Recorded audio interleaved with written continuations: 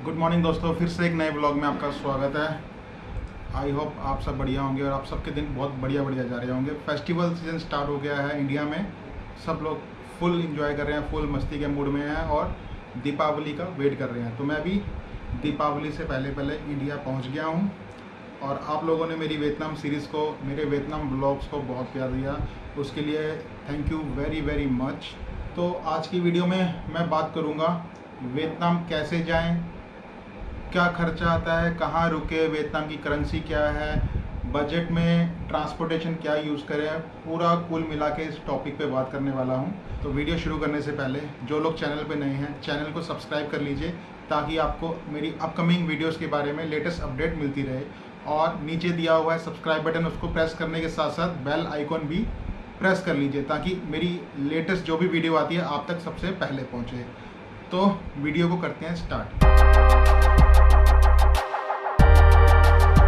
Vietnam जाने से पहले हमें क्या चाहिए होता है, वीज़ा।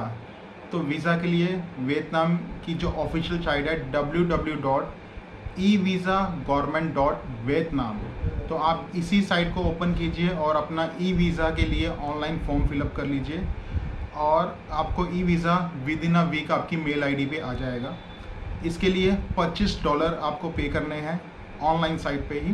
बट अभी कुछ टाइम से प्रॉब्लम क्या आ रही है, जो हमारे इंडियन डेबिट्स कार्ड हैं, जो हमारे इंडियन डेबिट कार्ड हैं या क्रेडिट कार्ड हैं, उनसे पेमेंट नहीं हो पा रही है। कई क्रेडिट कार्ड है जिनसे पेमेंट हो जाती है, बट अभी मोस्टली मैंने देखा है कि इंडियंस के जो डेबिट कार्ड है, क्रेडिट कार्ड है, वियतनाम की जो ऑफिशियल वीज़ा साइट है वो एक्सेप्ट नहीं कर रही है। तो कोई वीज़ा से रिलेटेड आपको कोई प्रॉब्लम आती है तो आप मुझे कमेंट बॉक्स में या मेरे इंस्टाग्राम ये साइट पे देख लीजिए, ट्रैवल टू लॉन्ग, इस पे मुझे आप संपर्क कर सकते हैं। तो वीज़ा में भी मैं आपकी हेल्प कर सकता हूँ। तो आप इस साइट को ओपन करके डिटेल भरते जाइए अपनी। सिंपल सा प्रोसेस है, आपका नाम, full name, date of birth, आपका passport number, issue, expiry date और जो भी 2-3 चीज़ें और पूछता है।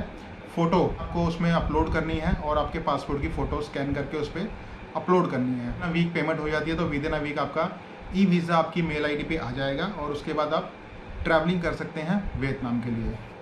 तो वीज़ा आने के बाद हमारा नेक्स्ट स्टेप होता है एयर टिकट बुक करना। एयर टिकट बुक करने के लिए आप चीपेस्ट एयर टिकट कैसे फाइंड करें। अब हम लोग गलती क्या करते हैं कि हम जिस सिटी में रहते हैं तो हमारा जो नियर बाय एयरपोर्ट होता है हम वहाँ से सर्च करते हैं कि जैसे मैं दिल्ली में हूँ तो मैं दिल्ली से सर्च कर रहा हूँ, दिल्ली से वियतनाम मुझे जाना है या दिल्ली से किसी भी कंट्री जाना है तो मैं दिल्ली से ही चेक करता हूँ। मतलब कि हम लोग गलती करते हैं कि अपनी सिटी से ही चेक करके एक्सपेंसिव टिकट लेके हम चले जाते हैं। बट कभी ऐसा नहीं करना। जो लोग एक्सपीरियंस होल्डर हैं उनको पता है कैसे टिकट बुक करनी है, बट जो लोग नए हैं उनको टिकट कैसे बुक करनी है। तो कभी भी आपको टिकट बुक करनी है तो आप पूरे इंडिया में पूरी जो मेन सिटीज़ हैं उनको चेक कीजिए। इंडिया से वियतनाम कहाँ फ़्लाइट चीपेस्ट पड़ रही है हमें। फॉर एग्ज़ाम्पल मुझे वियतनाम की कैपिटल जाना है हनोई, तो मैं हनोई के लिए सबसे पहले दिल्ली से चेक करूँगा क्योंकि मैं दिल्ली में रहता हूँ। उसके बाद मैं मुंबई से चेक कर लूँगा कि मुंबई से हनोई की टिकट कितने की है, जयपुर से हनोई की टिकट कितने की है, कोलकाता से हनोई की टिकट कितने की है। तो मैं मेन सारी सिटीज़ इंडिया की चेक कर लूँगा कि चीपेस्ट टिकट कहाँ से पड़ रही है। अब फॉर एग्ज़ाम्पल मुझे दिल्ली से टिकट पड़ रही है 20,000 रुपये की, जयपुर से मुझे टिकट पड़ रही है 18,000 रुपये की, मुंबई से पड़ रही है 15,000 रुपये की और कोलकाता से पड़ रही है मुझे 10,000 रुपये की। तो मैं रहता है दिल्ली में हूँ, दिल्ली में 20,000 और कोलकाता में पड़ रही है 10,000 रुपये की, तो मैं कोलकाता से बुक करूँगा और दिल्ली से लिफ्ट लेके या ट्रेन की टिकट बुक करके कोलकाता पहुँच जाऊँगा। तो जो 10,000 की टिकट है वो मुझे ट्रेन की टिकट मिला के 11,000-11,500 की पड़ जाएगी। 9,000 रुपये मेरे बच गए। तो कभी भी टिकट बुक करनी है तो आपको इस तरीके से बुक करनी है अगर आप बजट ट्रैवलिंग करना चाहते हैं। तो बजट ट्रैवलिंग नहीं करनी तो आप एक्सपेंसिव टिकट अपने नियर बाय सिटी से कहीं से ही बुक कर सकते हैं। बट मैं बजट ट्रैवलिंग के लिए बता रहा हूँ, बजट ट्रैवलिंग के लिए टिकट इस तरीके से बुक करनी चाहिए। किसी भी कंट्री में आपको जाना है तो पूरे इंडिया से आप उस चीज़ को चेक करिए। मेक माई ट्रिप, स्काई स्कैनर के बहुत अच्छे डिस्काउंट्स होते हैं, चीपेस्ट फ्लाइट टिकट्स वहाँ मिल जाती हैं। तो आप स्काई स्कैनर पर चेक कर लीजिए, पूरे इंडिया से सर्च कीजिए कि कहाँ से आपको किस कंट्री में जाना है और चीपेस्ट टिकट पूरे इंडिया में कहाँ से मिल रही है। तो आप उसको बुक करके और उस लोकेशन तक आप बाय ट्रेन, बाय बस या जिस तरीके से भी आप जाना चाहते हैं आप बजट ट्रैवलिंग में इस तरह से जा सकते हैं। टिकट बुक करने के बाद आपको साथ में ट्रैवल इंश्योरेंस कराना है। ट्रैवल इंश्योरेंस नॉर्मल साइट्स पे 900, 800, 1000 रुपये तक का ट्रैवल इंश्योरेंस हो जाता है। और साथ में आपको एक air ticket, return flight ticket चाहिए आपको, तो रिटर्न फ़्लाइट टिकट के लिए आप डमी टिकट भी यूज़ कर सकते हैं, और नहीं तो आप आने जाने की टिकट सेम साइट से बुक कर सकते हैं। जहाँ से आपने जाने की बुक की वहीं से आप राउंड टिकट बुक कर लीजिए, तो ये आपको ईजी पड़ेगा। दूसरा आता है होटल बुकिंग। तो होटल बुकिंग के लिए आप booking.com से होटल बुकिंग कर लीजिए। पे एट होटल, तो booking.com सबसे अच्छी साइट है। पे एट होटल बुकिंग कर लीजिए, जितने दिन आपने रहना उतने दिन की बुकिंग कर लीजिए, और पे आपको करना है होटल जाके, और आपकी बुकिंग कंफर्म हो जाएगी। आप वो एयरपोर्ट पे शो कर सकते हैं, अपना ट्रैवल इंश्योरेंस शो कीजिए और रिटर्न फ़्लाइट टिकट और वीज़ा शो करना है आपको एयरपोर्ट पे। इसके अलावा वो कुछ नहीं पूछेंगे एयरपोर्ट से आपके कि क्या कर रहे हो, क्या जा रहे हो। सिंपल से क्वेश्चन होते हैं, और बड़ा स्मूथ इमिग्रेशन है इंडिया से वियतनाम का, तो किसी तरह की कोई भी टेंशन नहीं लेनी। तो वियतनाम पहुंचने के बाद अब आपको जाना है सिटी में। तो सिटी से वियतनाम का जो एयरपोर्ट है नियर अबाउट 20 से 25 किलोमीटर है। 25 किलोमीटर आपको अब कैसे जाना है, तो बाहर आप निकलेंगे तो आपको सारी टैक्सीज वाले मिलेंगे जो बहुत एक्सपेंसिव हैं। तो एयरपोर्ट से ही, सिटी सेंटर के लिए एयरपोर्ट से ही बस चलती है, तो आप उस बस का यूज़ कर सकते हैं, जो आपको इंडिया के 60 से 70 रुपये में मेन सिटी सेंटर पहुंचा देगी। नहीं तो आप एयरपोर्ट से टैक्सी करेंगे तो इंडिया के आपसे 1000 रुपये, 1200 रुपये आराम से ले लेंगे वो, जो कि मुझे नहीं लगता कि किसी तरह से कोई बेनिफिट है, क्योंकि हम नई कंट्री में जा रहे हैं तो हम नई नई चीज़ों को एक्सप्लोर करना चाहते हैं। तो हम बस में भी जाएंगे तो हमें बस में भी अच्छा ही लगेगा बैठ के कि बस कैसी है, किस तरह से स्टीयरिंग लेफ़्ट में है, मतलब काफ़ी चीज़ें हमें देख के बस में भी अच्छी लगेगी। अब बात करते हैं वियतनाम करेंसी की। तो वियतनाम की करेंसी की बात करूँ तो वियतनाम की करेंसी है वियतनामीज डोंग, जिसको बोलते हैं VND। तो मेरे पास कुछ वियतनाम करेंसी पड़ी है, वो मैं आपको दिखाता हूँ। तो ये है दोस्तों वियतनाम करेंसी, जो मैं पहले भी अपने व्लॉग्स में दिखा चुका हूँ। ये जो आप देख रहे हैं 2 लाख रुपए का नोट, ये 2 लाख का नहीं है, ये वियतनाम के हैं 200 रुपये। इंडिया के हो जाते हैं ये 600 रुपये। तो कई लोग बोलते हैं कि वियतनाम में हमारी करेंसी लाखों रुपए में हो जाती है, तो वो लाखों रुपए इस तरीके से होती है। इंडिया से 600 रुपये लेके जाएंगे, वहाँ जाके आपको ये 2 लाख रुपए मिल जाएंगे। तो इस धोखे में मत रहना, ये 2 लाख नहीं, ये 200 रुपये हैं। 200 रुपये में आपको सिर्फ थोड़ी सी चीज़ें मिलेंगी, 2 लाख के बराबर नहीं मिलेंगी। तो ये 2 लाख रुपए नहीं, वियतनाम के 200, इंडिया के 600 रुपये हैं। पानी की बोतल लेंगे अगर इस 2 लाख रुपए में से, तो 5000 रुपये की पानी की बोतल आ जाएगी, पर वो 5000 नहीं, वियतनाम के 5 रुपये हैं, इंडिया के 15 रुपये। और ऐसे ही ये 200 का नोट है वियतनाम का, ये है वियतनाम के 50 रुपये, जो लिखा हुआ है 50,000। ये है 50 रुपये वहाँ के, इंडिया के हो गए 150 रुपये। तो ये धोखे में मत पड़ना कि मैं इंडिया से सिर्फ 5000 ले जाऊँगा तो मेरे लाखों रुपये हो जाएंगे, ऐसा कुछ नहीं है। ये 50 रुपये हैं जो 50,000 दिख रहे हैं आपको। और वियतनाम का जो सबसे बड़ा नोट है वो है ये 5 लाख रुपये, बट ये है 500 रुपये, इंडिया के 1500 रुपये। 1500 रुपये इंडिया के लेके जाएंगे तो ये 5 लाख का नोट मिलेगा, बट ये 5 लाख नहीं है, ये 1500 रुपये हैं। अगर खाना खाने बैठ गए आपके तो ये 5 लाख रुपये एकदम निकल जाएंगे, आप हो गए जीरो। तो ये लाखों रुपये नहीं है, सिर्फ वो करेंसी जो इनकी छपाई में आती है उसकी वैल्यू ज़्यादा है, बट वैसे वैल्यू नहीं है। तो अकोमोडेशन की बात करूँ वहाँ पे कि पर डे हमारा कितना खर्चा आएगा। जाने से पहले तो आप होटल बुकिंग करवा लेंगे एयरपोर्ट पर शो करने के लिए, बट वो पे एट होटल होती है तो आप उसको कभी भी कैंसिल कर सकते हैं। वियतनाम पहुँच के उस बुकिंग को कीजिए कैंसिल। और ये साइड में देखिए $3 से $5 में आपको हॉस्टल मिल जाएगा, डोमेट्री विद वाईफाई और बहुत अच्छी फैसिलिटीज़ के साथ, और इंटरनेशनल ट्रैवलर्स से आपको बात करने का, उनका कल्चर जानने का मौका मिलता है डोमेट्रीज़ में, हॉस्टल्स में। और ये सुविधा आपको किसी होटल में ऐसे नहीं मिलेगी, पर जो हॉस्टल्स होते हैं वो बहुत चीपेस्ट मिल जाएंगे आपको, $3 से $5। ये साइड में देख लीजिए 307, 400 रुपये, 500 रुपये में आपको डोमेट्रीज़ आराम से मिल जाएंगे, तो किसी तरह की कोई टेंशन नहीं है। खाने की बात करूँ तो खाना थोड़ा आपको इंडियन फूड एक्सपेंसिव मिलेगा। पिछले व्लॉग्स में बताया था कि जो लोग नॉन वेजिटेरियन हैं वो एग ब्रेड या नूडल्स वगैरह खा के आराम से अपना टाइम स्पेंड कर सकते हैं वियतनाम में। और अगर आपको खाना खाना है वियतनाम में इंडियन रेस्टोरेंट में तो वो थोड़ा एक्सपेंसिव पड़ेगा। कुछ इंडियन रेस्टोरेंट्स हैं जो 300 रुपये थाली भी देते हैं, जिसमें आपको अनलिमिटेड मिलेगा सब कुछ 300 रुपये में। वियतनाम के 100 रुपये, इंडिया के 300 रुपये की बात कर रहा हूँ। और अगर एग ब्रेड खाना है तो आपको वो सिर्फ इंडिया के 60 रुपये या 50 रुपये में मिल जाएगा। उससे आराम से पेट भर जाता है अगर बजट ट्रैवलिंग करनी है तो। मैं कितनी जगह गया तो मैंने वहाँ पे एग ब्रेड खाई। ब्रेड उनकी जो हमारा हॉट डॉग होता है वैसी ब्रेड होती है लंबी वाली, उसको वो बोलते हैं बंग मी चुंग। ब्रेड को बन मी और अंडे को बोलते हैं चुंग। तो बंग मी चुंग मैंने वहाँ पे खाया काफ़ी जगह पे। और काफ़ी जगह मैंने खाया राइस विद वेजिटेबल्स। तो राइस होते हैं जैसे हमारे फ्राइड राइस होते हैं ना, तो वहाँ पे उसको बोलते हैं कमजांग। तो आप वो भी ले सकते हैं, कमजांग बोलिए किसी को, वेजिटेबल कमजांग। तो उसमें कैरेट, खीरा और राइस में काफ़ी वेजिटेबल्स डालते हैं, तो आप वो भी खा सकते हैं, आराम से पेट भर जाएगा। और बीच बीच में आप रेस्टोरेंट से जाके जैसी पॉकेट अलाउ करती है वैसा आप खाना वहाँ खा सकते हैं।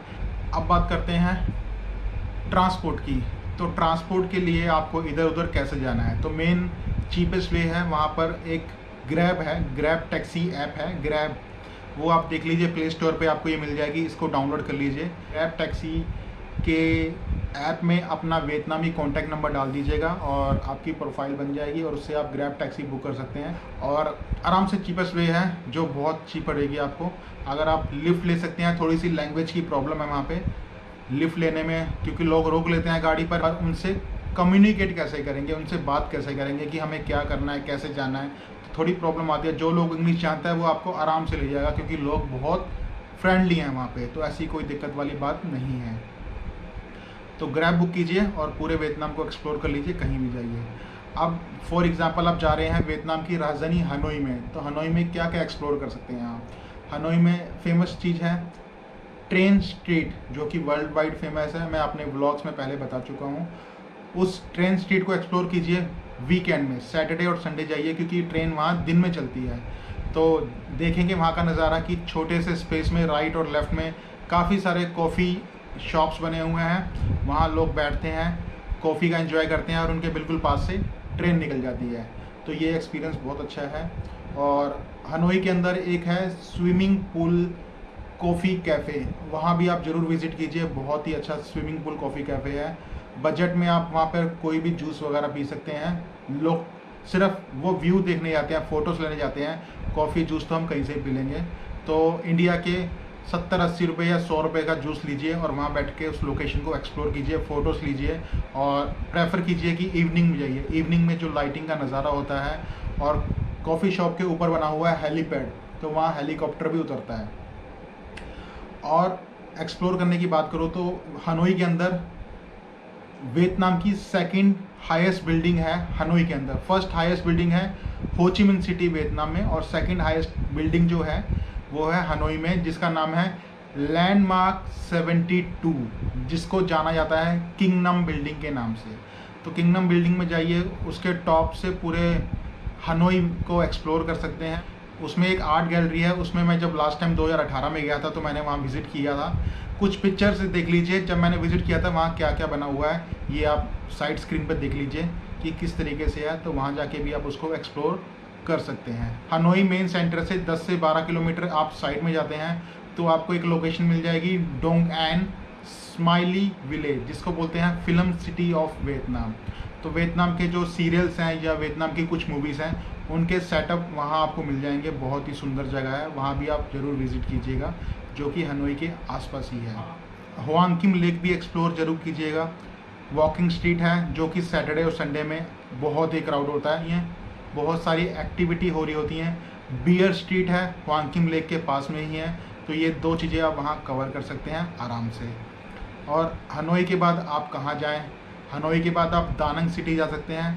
दानंग सिटी बहुत ही सुंदर है, जहाँ आपने सुना हुआ है ड्रैगन ब्रिज, जो ड्रैगन मुंह से फायर आग निकालता है, उसका शो देखना है तो फ्राइडे सैटरडे संडे रात को 9 बजे शो होता है। तो आप हनोई से डायरेक्ट बस लेके या ट्रेन से आप दानंग सिटी जा सकते हैं।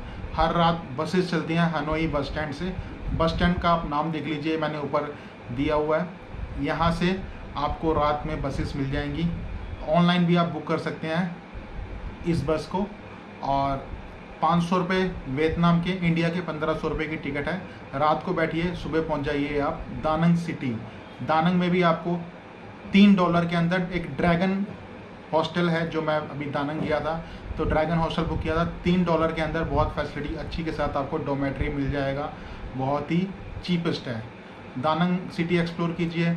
दानंग सिटी के पास में बाना हिल है, थोड़ा एक्सपेंसिव है, अगर आपका बजट अलाउ करता है तो आप वहाँ जाइए, नहीं करता तो आप होयन चलिए। ये दानंग सिटी से ड्रैगन ब्रिज एक्सप्लोर कीजिए और सोनचरा मार्केट है उसको एक्सप्लोर कर लीजिए, जो कि फ्री ऑफ कॉस्ट है। Dragon bridge free of cost, Son Tra market free of cost. उसको एक्सप्लोर करने के बाद आप वहाँ से चले जाइए होयन।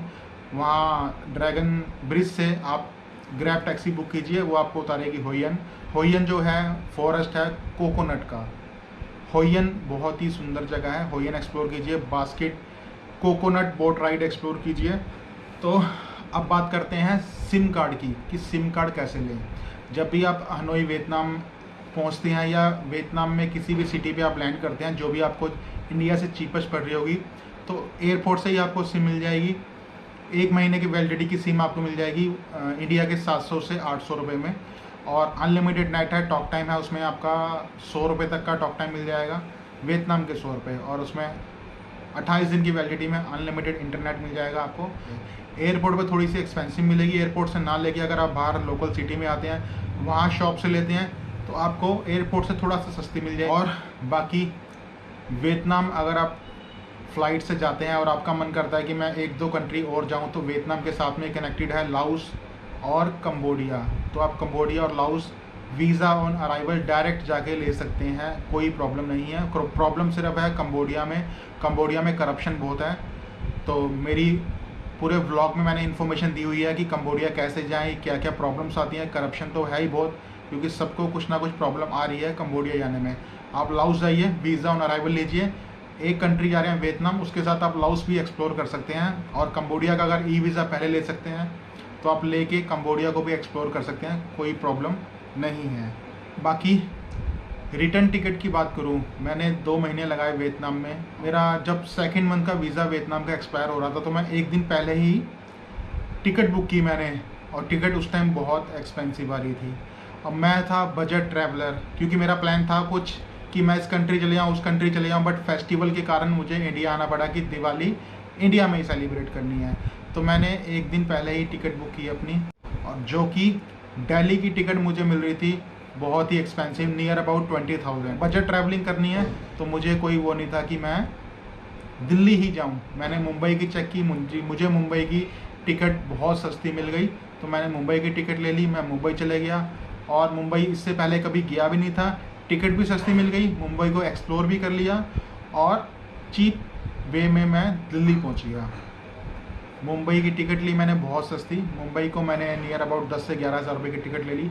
9,000 रुपये वहाँ बच गए मेरे, और मुंबई को एक्सप्लोर किया 3 दिन मैंने, और 3,000 रुपये की राजधानी की टिकट थी। 13,000 रुपये में मैं वियतनाम से दिल्ली आ गया। 10,000 रुपये में हनोई से मैं पहुँचा मुंबई, और 3,000 रुपये में पहुँच गया मैं मुंबई से दिल्ली। 13,000 रुपये में मैं पहुँच गया दिल्ली, जिसमें मुंबई भी कवर कर लिया मैंने, चीपेस्ट टिकट भी मिल गई मुझे, और पैसे भी बच गए। अगर मैं डायरेक्ट दिल्ली आता, टिकट एक्सपेंसिव थी और कोई अदर सिटी एक्सप्लोर नहीं होती। अब मेरा सारा काम हो गया। तो गाइस, इस वीडियो में अगर कोई ऐसी चीज़ जो मैं कवर ना कर पाया हूँ, तो आप मुझे मेरे कमेंट सेक्शन में पूछ सकते हैं, मुझे मेरे इंस्टाग्राम पे पूछ सकते हैं। कुछ भी क्वेरी हो आप मुझसे पूछ सकते हैं, बिना किसी टेंशन के, बिना किसी हेजिटेशन के। मैं आपके क्वेश्चंस का रिवर्ट्स जरूर करूँगा। काफ़ी ट्रैवलर्स होते हैं जिनको हेजिटेशन होती है कि कैसे जाएं, कहाँ रुकेंगे, क्या क्या होगा। कि कोई टेंशन मत लीजिए, डायरेक्टली आप मुझसे कांटेक्ट कीजिए। इस वक्त मैं हूँ दिल्ली में, दीपावली तक या कुछ इन्फॉर्मेशनल वीडियोस और लेके आऊँगा आपके लिए दीपावली से पहले। तो दीपावली के बाद फिर से एक नए सफ़र पे निकलेंगे। अगर गाइस ये वीडियो अच्छी लगी हो तो चैनल के सपोर्ट के लिए like, share and subscribe. Love you all, thank you so much for watching. See you in next vlog.